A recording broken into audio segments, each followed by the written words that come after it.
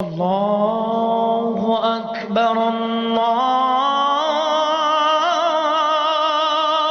اکبر۔ بسم اللہ الرحمن الرحیم۔ اللہم صلی علی محمد وعلی آل محمد۔ رب اشرح لی صدری ویسر لی امری واحلل عقدۃ من لسانی یفقہوا قولی۔ اللہم ارنا الحق حقا وارزقنا اتباعہ وارنا الباطل باطلا وارزقنا اجتنابہ۔ السلام علیکم ورحمۃ اللہ۔ آج انشاءاللہ سسٹرز ہم سورہ بقرہ کی آیت نمبر 219 سے آنورڈ اسٹڈی کریں گے۔ اعوذ باللہ من الشیطان الرجیم، بسم اللہ الرحمن الرحیم۔ یسألونک عن الخمر والمیسر، پوچھتے ہیں شراب اور جوئے کا کیا حکم ہے۔ اچھا، صحابہ کرام نے آپ صلی اللہ علیہ وآلہ وسلم سے سوال کیا شراب اور جوئے سے ریلیٹڈ، کیونکہ یہ سب چیزیں بھی یار معاشرے میں جو تھی وہ رائج تھی، لوگ اس کو یوز کرتے تھے اور ان کاموں میں جو تھے وہ انوالو تھے۔ تو صحابہ نے آپ صلی اللہ علیہ وآلہ وسلم سے اس کے متعلق سوال کیا، تو اللہ جل شانہ نے آگے سے اس کا جو ہے وہ جواب دیا ہے۔ قل فیہما اثم کبیر ومنافع للناس واسمہما اکبر من نفعہما، کہو ان دونوں چیزوں میں بڑی خرابی ہے، یعنی شراب اور جوئے دونوں میں بہت خرابی ہے، اگرچہ ان میں لوگوں کے لیے کچھ نفع بھی ہے مگر ان کا گناہ ان کے فائدے سے بہت زیادہ ہے۔ یعنی صحابہ نے یہ سوال کیا تھا کہ شراب اور جوئے کے متعلق ہمیں بتائیں کہ یہ کیا ہے۔ ابھی یہ جو ہے نا شراب کی حرمت نہیں آئی ہوئی تھی، یہ آیت اس وقت کی ہے، ٹھیک ہے، یعنی شراب سے ریلیٹڈ جو ہے نا یہ پہلا حکم ہے۔ تو جب یہ حکم آیا تو حضرت عمر فاروق رضی اللہ عنہ نے اللہ جل شانہ سے دعا کی کہ یا اللہ شراب سے ریلیٹڈ جو ہے وہ واضح حکم، مزید واضح اس چیز کو کر کے یہ اس برائی سے ریلیٹڈ واضح حکم دے۔ تو پھر سورہ مائدہ کی آیت آ گئی، یا ایھا الذین آمنوا لا تقربوا الصلاۃ وانتم سکارا، کہ اے ایمان والو جب نشے کی حالت میں ہو تو نماز کے قریب نہ جاؤ۔ تو اس پر حضرت عمر فاروق رضی اللہ عنہ نے دوبارہ دعا کی کہ یا اللہ مزید واضح کر اس چیز کے بارے میں۔ تو پھر فائنلی سورہ مائدہ کے اندر حکم آ گیا کہ شراب اور جوا اور بت اور پانسے اور تیر سے فال لینا سب حرام اور شیطانی کام ہے، اے مسلمانوں اگر نجات کے طالب ہو تو ان سے باز آ جاؤ، یعنی مکمل طور پر کہہ دیا گیا کہ ان سے باز آ جاؤ، چھوڑ دو اب ان کاموں کو۔ دیکھیں پہلے بتایا گیا کہ اس برائی کا جو نقصان ہے وہ اس کے نفع سے بہت زیادہ ہے، کئی درجے زیادہ ہے۔ پھر کہہ دیا گیا کہ جب نماز کی حالت میں ہو، یعنی نماز پڑھنی ہو، تمہیں نماز کا وقت آنے والا ہو تو نشہ نہ کرو، یعنی جب تم نشے کی حالت میں ہو تو نماز کے قریب نہ جاؤ، ٹھیک ہے، یعنی یہ کہ بتا دیا گیا کہ جب تم نے نشہ کیا ہوا ہے تو نماز کے قریب نہیں جانا، یعنی اب دن میں 5 نمازیں تو فرض ہے، تو اب کوئی کیسے اپنا جو ہے وہ ٹائم جو ہے وہ اسکیجول کرے گا کہ اس ٹائم جو ہے وہ ڈرنک کر لوں اور اس طرح نہ کروں، یعنی ایک چیز کو روکا گیا، تھوڑا سا اور اگلا سٹیپ آ گیا روکنے کا۔ اور پھر فائنلی بتا دیا گیا کہ یہ سب جو کام ہے، یہ شراب اور یہ سب کچھ، ان سے بچ جاؤ، یعنی کہ اس چیز کو مکمل طور پر جو ہے وہ اس کی حرمت آ گئی اور اس کو حرام کر دیا گیا۔ اچھا، اس کے پیچھے بڑی حکمت ہے کہ اگر سپوز ایک دم سے شراب کو حرام کیا جاتا، ایک دم سے کہہ دی جاتی کہ اس سے جو ہے وہ اس کو چھوڑ دو، تو بہت سارے لوگوں کے لیے اس کو چھوڑنا مشکل ہو جاتا۔ تو اس کو جو ہے نا وہ جو چیز تھی اس کو سلولی بتدریجاً اس کو جو ہے نا وہ چھڑوایا گیا مسلمانوں سے۔ اور جب فائنل حکم آیا تھا سورہ مائدہ میں تو کہتے ہیں کہ گلیوں کے اندر شراب کے یوں مٹکے بہا دیے گئے تھے، کیونکہ جو حکم، اور جو لوگ جن کے منہ میں تھی انہوں نے اپنے منہ سے نکال کے پھینک دی تھی، انہوں نے منہ سے اپنے نکال دی۔ تو یہ ایمان کا لیول ہے صحابہ کے۔ اللہ جل شانہ جو ہے وہ ہمیں بھی توفیق دے کہ ہم بھی ان کے نقش قدم پر چلیں۔ تو بہرحال اس آیت میں بتایا جا رہا ہے کہ جو شراب ہے اس میں، شراب اور جو ہے اس میں کچھ تھوڑا بہت نفع بھی ہے لیکن اس کا نقصان بہت زیادہ ہے۔ اچھا ذرا اس چیز کو ڈسکس کر لیتے ہیں کہ شراب اور جوئے کے اندر کیا نفع ہے، ٹھیک ہے۔ پہلے بات کر لیتے ہیں شراب کے اوپر کہ شراب میں فائدہ کیا ہے۔ فائدہ یہ ہے کہ تھوڑا بہت ریلیکس کر دیتی ہے انسان کو وقتی طور پہ، ٹھیک ہے، اور دوسرا یہ فائدہ نکل سکتا ہے کہ جو لوگ شراب کا کام کرتے ہیں، اس کا کاروبار کرتے ہیں، ان کو کچھ دنیاوی جو ہے وہ فائدہ ہو جاتا ہوگا، کچھ پیسے مل جاتے ہوں گے، یہی کچھ ہوتا ہوگا، بس اتنا ہی کوئی فائدہ ہے اس کا۔ اچھا جی، اب ذرا اس کے نقصان کے اوپر بات کرتے ہیں کہ اس کا نقصان کیا ہے، ٹھیک ہے۔ اچھا، اس کے نقصان کو ڈسکس کرنے سے پہلے میں آپ کو سنن نسائی کی روایت سناتی ہوں تاکہ بات جو ہے وہ مزید واضح ہو جائے۔ یہ سنن نسائی کی روایت ہے 5669۔ حضرت عثمان رضی اللہ عنہ سے مروی ہے کہ شراب سے بچو، یہ تمام خرابیوں اور گناہوں کی جڑ ہے۔ تم سے پہلے لوگوں میں ایک بہت بڑا عابد شخص تھا. ایک بدکار عورت اس کے پیچھے لگ گئی اور اسے پھانسنا چاہا. تو اس عورت نے کیا کیا کہ اپنی لونڈی کو اس شخص کی طرف بھیجا کہ ہمیں ایک معاملے میں آپ سے گواہی لینی ہے، تو آپ ہماری طرف آئیں.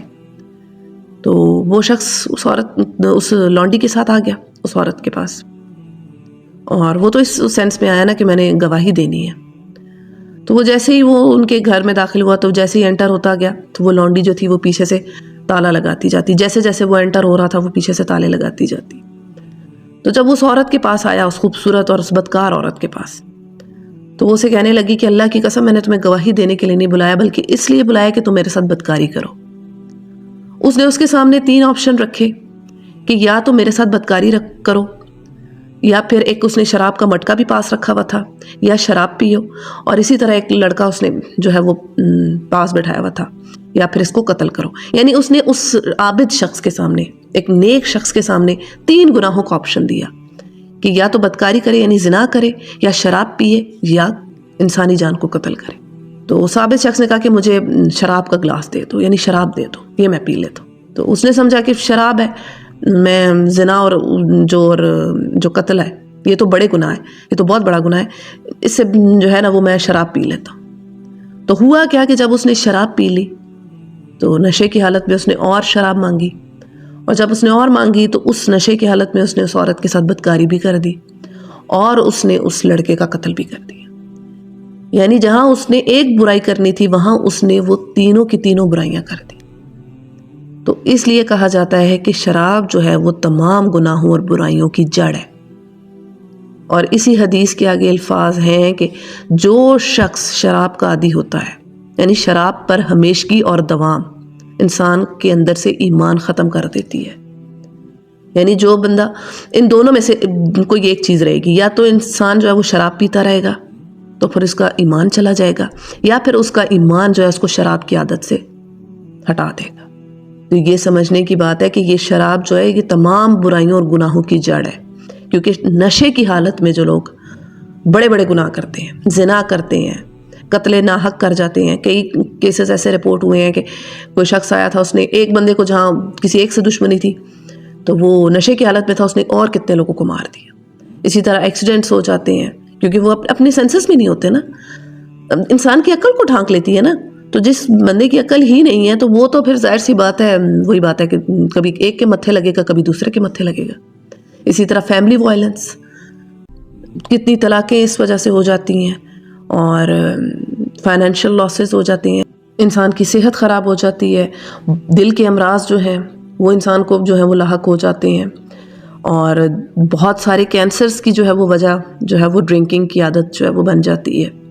بندے کا امیون سسٹم کمزور ہو جاتا ہے، ہاضمہ خراب ہو جاتا ہے، ذہنی صحت پہ امپیکٹ ہوتا ہے اس کا، انسان کی مینٹل ہیلتھ جو ہے وہ ڈیمیج ہو جاتی ہے، ایگزائٹی، ڈپریشن، اور یہ ساری نیگیٹو تھاٹس جو ہیں وہ ایسے بندے کو آتی ہیں، اور بون ڈیمیجز، سوسائڈل تھاٹس، یہ ساری یہ وہ چیزیں ہیں کہ مجھے بہت تھوڑا ہے اس کا نقصان، ابھی بہت تھوڑا بتایا ہے، اس سے کئی درجے زیادہ یہ ہماری صحت کو بھی جو ہے نا بری طرح متاثر کرتی ہے. یہ اتنی بڑی برائی ہے.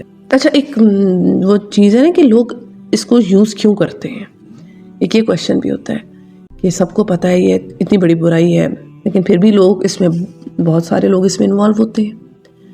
تو یہ ہے کہ وقتی طور پہ تھوڑا سا ریلیکس کر دیتی ہے، کوئی غم ہے یا کوئی ٹینشن ہے تو اس سے لوگ جو ہے نا وہ بھاگنے کے لیے اس کو اس طرف آ جاتے ہیں.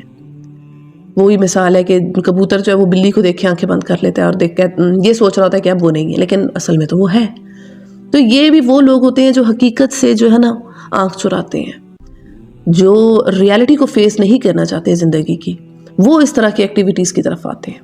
اور مزے کی بات یہ ہے کہ جو بندہ ڈرنک کرتا ہے تھوڑی دیر کے لیے وہ ریلیکس ہو جاتا ہے، لیکن اس کے بعد جو اس کو تھکاوٹ محسوس ہوتی ہے وہ پہلے سے زیادہ ہوتی ہے، اور بعد میں پھر اس کو پتہ چلتا ہے کہ یہ میں نے کیا کیا اپنے ساتھ.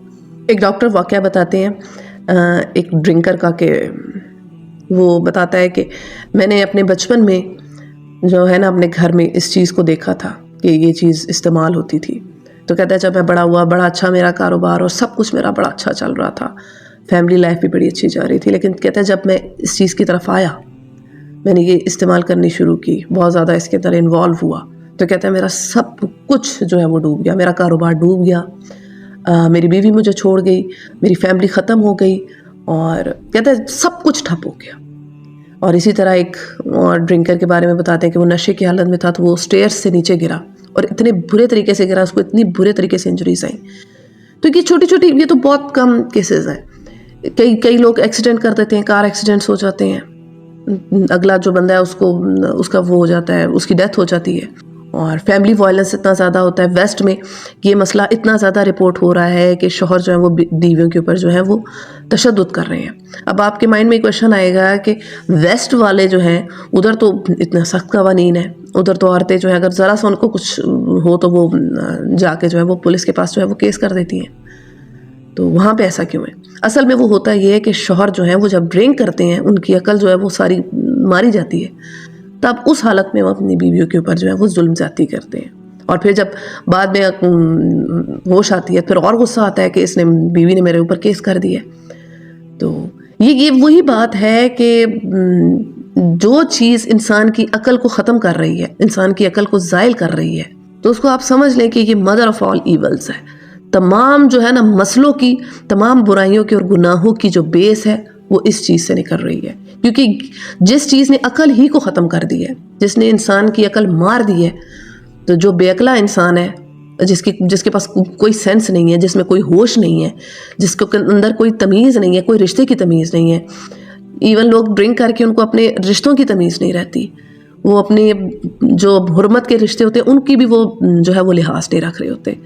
تو یہ اس چیز کو سمجھنا ہے کہ اس برائی سے ہم نے اپنے معاشرے کو بچانا ہے، لوگوں کو اس کی جو برائی ہے، اس کی جو اس کے نقصانات ہیں اس سے اویئرنیس دینی ہے۔ اور مزے کی بات یہ کہ لوگ اس چیز کو بڑا سٹائلش اور بڑا وہ سویگ کے ساتھ جو ہے وہ بڑا پروموٹ کرتے ہیں کہ بھائی جو لوگ نہیں اس کو یوز کرے تو ان کو کہتے ہیں یہ بڑے کنزرویٹو ہیں، بھائی یہ بڑے اولڈ فیشن لوگ ہیں، انہیں پتہ ہی کچھ نہیں ہے۔ تو یہ ساری چیزیں ایک پلانڈ ایجنڈے کے تحت جو ہے مسلمانوں کے اندر لانچ کی گئی ہیں، مسلمانوں کو ان چیزوں میں شامل کیا گیا، مسلمانوں میں یہ چیزیں جو ہے نا وہ ڈال دی گئی ہیں کہ وہ ان برائیوں میں لگیں اور کوئی بڑا کام یہ مسلمان جو ہے نہ کر سکے، اپنے اصل مقصد سے یہ ہٹ جائیں، بس انہی کاموں میں لگے رہیں، شراب اور جوا۔ اور یہ دونوں جو برائی ہیں، یہ مزے کی بات ہے، یہ آپس میں کو ریلیٹڈ ہے، شراب اور جوا دونوں ریلیٹڈ ہے۔ اچھا، اس پر میں آپ کو سنن نسائی کی روایت سناتی ہوں 5675 کہ اللہ کے نبی صلی اللہ علیہ وآلہ وسلم کا ارشاد پاک ہے کہ احسان جتلانے والا، ماں باپ کا نافرمان اور شراب کا عادی شخص جنت میں داخل نہیں ہوں گے۔ اور سنن نسائی کی روایت ہے 5678 کہ جو شخص شراب کا عادی رہا اور اسی حال میں مر گیا، جب وہ دنیا سے رخصت ہوگا تو اس کے چہرے پر گرم پانی ڈالا جائے گا۔ اللہ اکبر۔ اور صحیح مسلم کی روایت ہے 5218 کہ ہر نشہ آور چیز خمر ہے اور ہر نشہ آور چیز حرام ہے، اور جس شخص نے دنیا میں شراب پی اور اس حالت میں مر گیا کہ وہ شراب کا عادی ہو گیا تھا اور اس نے توبہ نہیں کی تھی تو وہ آخرت میں سے نہیں پیے گا۔ یعنی جو شخص دنیا میں شراب یوز کرے گا، شراب پیے گا، وہ جنت کی شراب سے محروم کر دیا جائے گا، شراب طہور۔ اور اسی طرح گیمبلنگ کے اوپر بھی بات کرتے ہیں، تو اس پر ابن ماجہ کی روایت ہے 3673 کہ جس نے نرد کھیلا اس نے گویا اپنا ہاتھ خنزیر کے گوشت اور خون سے آلودہ کیا۔ یعنی جو شخص نرد کھیلتا ہے، یعنی گیمبلنگ کرتا ہے، تو اس نے اپنا ہاتھ خنزیر کے گوشت اور خون سے آلودہ کیا۔ نرد سے مراد ہے ڈائس۔ بڑھتے ہیں آیت کے اگلے حصے کی جانب۔ وَيَسْأَلُونَكَ مَاذَا يُنْفِقُونَ، پوچھتے ہیں ہم راہ خدا میں کیا خرچ کریں۔ اب ایک اور سوال آ رہا ہے صحابہ کی طرف سے، وہ اللہ کے نبی صلی اللہ علیہ وآلہ وسلم سے سوال کر رہے ہیں کہ ہم اللہ کی راہ میں کیا خرچ کریں، اپنے مال میں سے یعنی کتنا جو ہے وہ اللہ کی راہ میں خرچ کریں۔ تو اس پر اللہ جل شانہ جو ہے وہ جواب دے رہے ہیں قُلِ الْعَفْوَ، کہو جو کچھ تمہاری ضرورت سے زائد ہو، یعنی جو کچھ تمہاری ضروریات سے زائد ہے اس کو اللہ کی راہ میں خرچ کر دو۔ كَذَلِكَ يُبَيِّنُ اللَّهُ لَكُمُ الْآيَاتِ لَعَلَّكُمْ تَتَفَكَّرُونَ، اس طرح اللہ نے تمہارے لیے صاف صاف احکامات بیان کر دیے ہیں تاکہ تم فکر کرو۔ یعنی اللہ جل شانہ نے جواب دیا ہے کہ جو بھی تمہاری ضروریات سے زائد ہے اس کو میری راہ میں لگا دو۔ ابو داؤد کی روایت ہے 1691 حضرت ابو ہریرہ رضی اللہ عنہ سے مروی ہے کہ ایک شخص رسول اللہ صلی اللہ علیہ وآلہ وسلم کے پاس آیا اور کہا کہ حضور میرے پاس ایک دینار ہے. تو آپ صلی اللہ علیہ وسلم نے فرمایا اپنے کام میں لاؤ، یعنی اپنے اوپر اس کو استعمال کرو. اسی کہا میرے پاس ایک اور بھی ہے. تو اس پر آپ صلی اللہ علیہ وآلہ وسلم نے فرمایا کہ اپنے بچوں پر اس کو خرچ کرو. تو اس نے فرمایا میرے پاس ایک اور بھی ہے. تو آپ صلی اللہ علیہ وآلہ وسلم نے فرمایا اپنی بیوی پر خرچ کرو. تو اس نے کہا حضور صلی اللہ علیہ وآلہ وسلم میرے پاس ایک اور بھی ہے. تو نبی علیہ السلام نے ارشاد فرمایا کہ اپنے خادم پر اس کو خرچ کرو، یعنی جو تمہارا خادم ہے یا تمہارا جو غلام ہے اس پر خرچ کرو. تو اس شخص نے فرمایا کہ رسول اللہ صلی اللہ علیہ وآلہ وسلم میرے پاس ایک اور دینار بھی ہے. تو آپ صلی اللہ علیہ وآلہ وسلم نے فرمایا کہ اب تو اس کے متعلق بہتر جانتا ہے، یعنی اب تو تجھے اللہ کی راہ میں اس کو دینا چاہیے نا. یعنی بتایا گیا ہے کہ سب سے پہلے انسان اپنے اوپر خرچ کرے، پھر اپنے بچوں پر، پھر اپنی بیوی پر، پھر اپنے خادم پر، پھر جو بچ جائے اس کو اللہ کی راہ میں دے دے. اور اس کی مختلف شکلیں ہیں. راہ خدا کی تو بہت ساری شکلیں ہیں. کسی مسکین کو دے دے، کسی حاجت مند کو دے دے، اپنے قرابت داروں کو بھی دے سکتا ہے. اسی طرح کسی مسجد کی تعمیر میں دے سکتا ہے، اللہ کی راہ میں کسی مجاہد کی مدد کر دے، کوئی اسلامک لٹریچر ہے اس کو بانٹ دے. تو یہ سب جو چیزیں ہیں ان کے اوپر جو ہے وہ پیسہ اپنا لگایا جا سکتا ہے. یہ سب جو ہے اس میں آ جاتی ہیں. تو ضرورت سے زائد جو مال ہے نا اس کے متعلق آ رہا ہے کہ جو آپ کی ضرورت سے اوپر ہے، یعنی آپ نے اپنی جو ضروریات تھی ان کو پورا کر لیا، اس کے بعد جو بچ گیا اس کو جو ہے اس کے متعلق کہا جا رہا ہے کہ اس کو اللہ کی راہ میں لگا دے. اور اس پہ میں آپ کو صحیح بخاری کی روایت سناتی ہوں 5355 کہ سب سے افضل خیرات وہ ہے جو انسان اپنے خرچ کے مطابق رکھ کر باقی بچی ہوئی چیز کو اللہ کی راہ میں دے دے. اور اوپر والا ہاتھ نیچے والے ہاتھ سے افضل ہے، پہلے ان کو دے جن کے خرچ کا وہ ذمہ دار ہے. یعنی کیا بتایا جا رہا ہے کہ سب سے افضل خیرات وہ ہے جو انسان اپنے خرچ کے مطابق رکھ کر، یعنی اپنا جو ضرورت ہے اس کو سائڈ پر کر کے باقی جو کچھ بچی ہوئی چیز ہے اس کو اللہ کی راہ میں دے دے. اور اوپر والا ہاتھ نیچے والے ہاتھ سے افضل ہے، یعنی انسان دینے والا بنے نہ کہ لینے والا ہو جائے. تو ہر وقت دیتے رہا کریں. اوپر والا ہاتھ سے مراد یہ ہے کہ انسان دینے والا بنے، اور نیچے والے ہاتھ سے مراد یہ ہے کہ لینے والا ہو جائے. تو اللہ پاک سے دعا ہے کہ اللہ پاک ہمیں دینے والا ہاتھ دے، اور پہلے ان کو دے جن کے خرچ کا تو ذمہ دار ہے. یعنی جو تمہارے انڈر ہیں، جو لوگ تمہارے بچے، تمہاری بیوی، تمہاری فیملی جو ہے، ان پر سب سے پہلے خرچ کرو. ان سب سے پہلے جو ہے نا یہاں سے سٹارٹ لو. اور اسی طرح ایک اور حدیث میں ہے کہ اے ابن آدم جو تیرے پاس اپنی ضرورت سے زائد ہو اسے اللہ کی راہ میں دے ڈال، یہ تیرے لیے بہتر ہے، اور اس کا روک رکھنا تیرے لیے برا ہے. ہاں اپنی ضرورت کے مطابق خرچ کرنے میں تجھ پر کوئی ملامت نہیں ہے.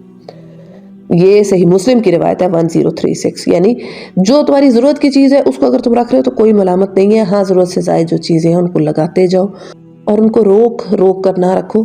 یہ جو ہے یہ تمہارے لیے جو ہے یہ اچھا نہیں ہے.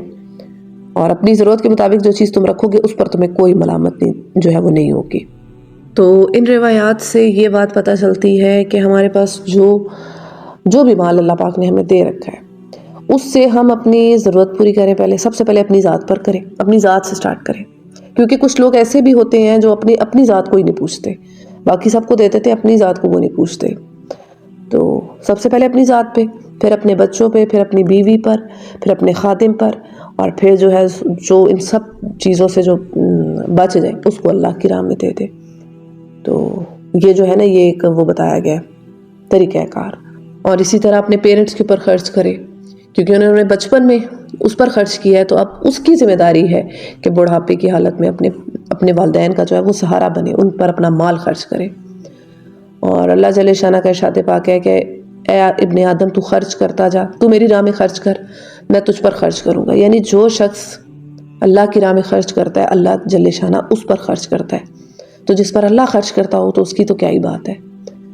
تو یہ چیز اب ہمیں سمجھ رہی ہیں کہ اپنے مال کو بچا کے نہیں رکھنا، بلکہ اس کو جتنا ہو سکے اپنی ضرورت سے زائد جو ہو اس کو دیتے جائیں. اچھا ایک کویشچن یہاں رائز ہوتا ہے کہ کیا مال کی اگر ہم زکوٰۃ دے دیں، ٹھیک ہے، جو 2.5% ہے وہ اگر ہم دے دیں تو وہ ٹھیک ہے؟ تو دیکھیں وہ بات وہ ہے کہ زکوٰۃ جو ہے نا، جو 2.5% 2.5% وہ ہم پہ فرض ہے. ٹھیک ہے، ایک ہوتا ہے فرض کام کرنا اور ایک ہوتا ہے افضل کام کرنا، جسے کہتے ہیں نا احسان کے درجے پہ کام کرنا. تو فرض تو وہی ہے کہ بندہ اپنے مال سے جو بھی ہے وہ 2.5% نکالے سال کے سال، جتنا بھی جو مال اس کا ہو. تو اب وہ اس نے فرض پورا کر دیا.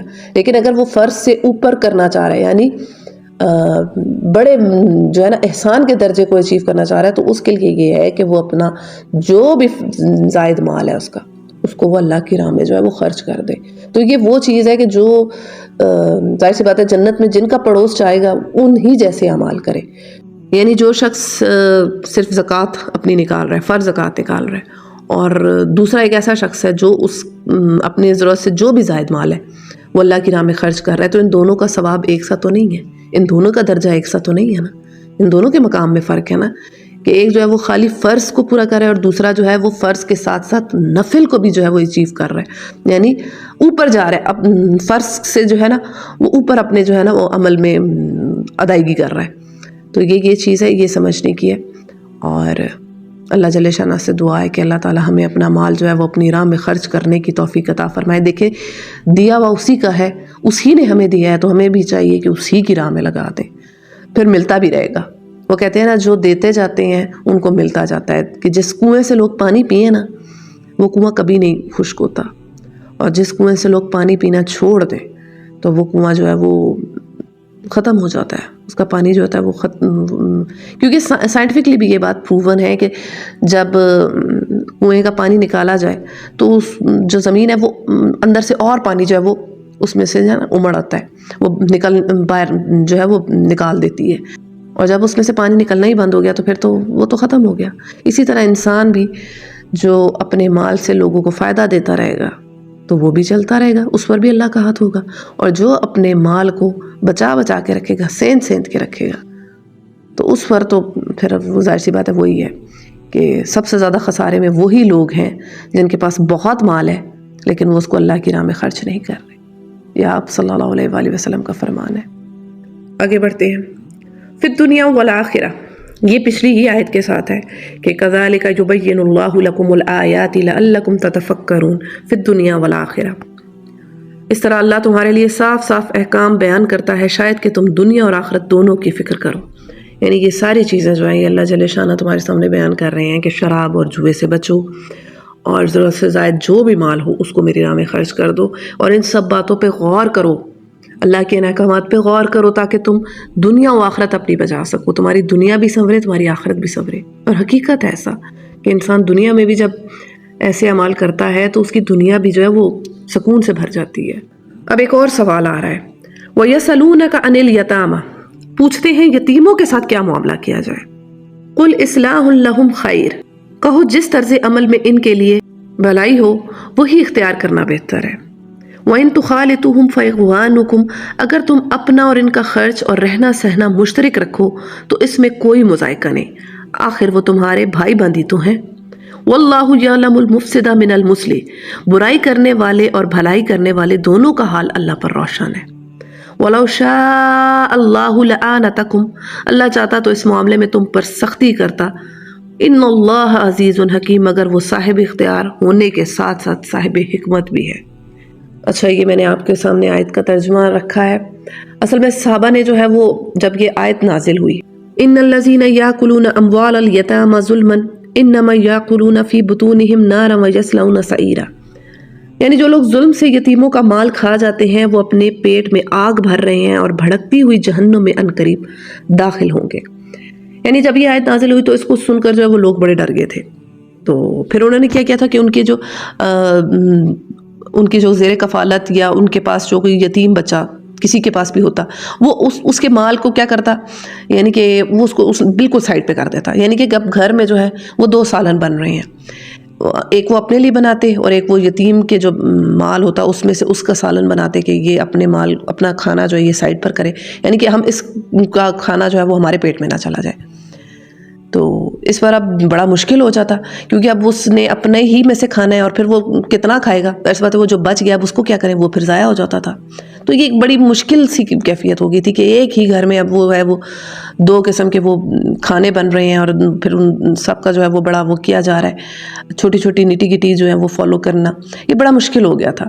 تو اس پر اللہ جل شانہ نے آسانی کی کہ اگر کوئی یتیم تمہارے پاس ہے، کوئی یتیم بچہ ہے، اس کا مال بھی ہے، ٹھیک ہے، یعنی کہ ابھی وہ بڑا نہیں ہوا کہ اپنے مال کو سنبھال سکے، تو ایسے بچے کے ساتھ جو ہے وہ تم اپنا مال جو ہے اس کے ساتھ ملا کر یعنی صحیح طریقے سے، معروف طریقے سے اس کے مال کو اپنے مال کے ساتھ ملا کے جو ہے وہ استعمال کر سکتے ہو.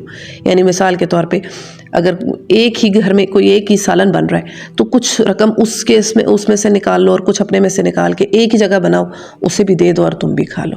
اور اسی طرح اگر کوئی محتاج ہے، کوئی مسکین بندہ ہے اور اس کے جو ہے وہ اس کے انڈر جو ہے کوئی یتیم بچہ ہے تو وہ اس کے مال میں سے جو ہے وہ اپنی جائز ضرورت کے مطابق لے بھی سکتا ہے. اور اگر کوئی مالدار شخص بھی جو ہے وہ یتیم کے مال میں سے کچھ لے رہا ہے تو یہ کہ اس کو بعد میں جو ہے وہ واپس لوٹا دے.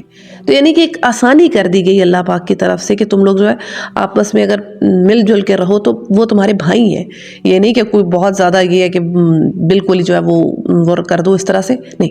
تمہارے لیے اللہ پاک نے آسانی یہ کر دی ہے کہ اب تم آپس میں جو ہے وہ اکٹھے رہو اور معروف طریقے سے ایک دوسرے کے ساتھ زیادتی کرنے کی نیت نہ ہو. یہ شرط ہے کہ بدنیتی نہ ہو، زیادتی کرنے کی نیت نہ ہو کسی کے ساتھ، تو پھر جو ہے وہ آپس میں ملا جلا کر بھی جو ہے وہ کھا پی سکتے ہو. اور اللہ جل شانہ نے تمہارے لیے اس چیز میں جو ہے وہ بہت بڑی آسانی کیا ہے، کیونکہ اگر یہ نہ ہوتا تو مسلمانوں کے لیے بہت مشکل ہو جاتا اس حکم کے اوپر عمل کرنا. اور پھر آیت کے آخر میں ان اللہ عزیز الحکیم، بے شک اللہ جو ہے وہ غالب ہے اور وہ حکمت والا ہے. یعنی اللہ نے کیسے اپنی حکیمانہ طریقے سے جو ہے وہ تم لوگوں کے لیے اس مسئلے کا جو ہے وہ حل نکال دیا ہے اور کیسے تم لوگ کے لیے جو ہے وہ آسانی کر دی ہے.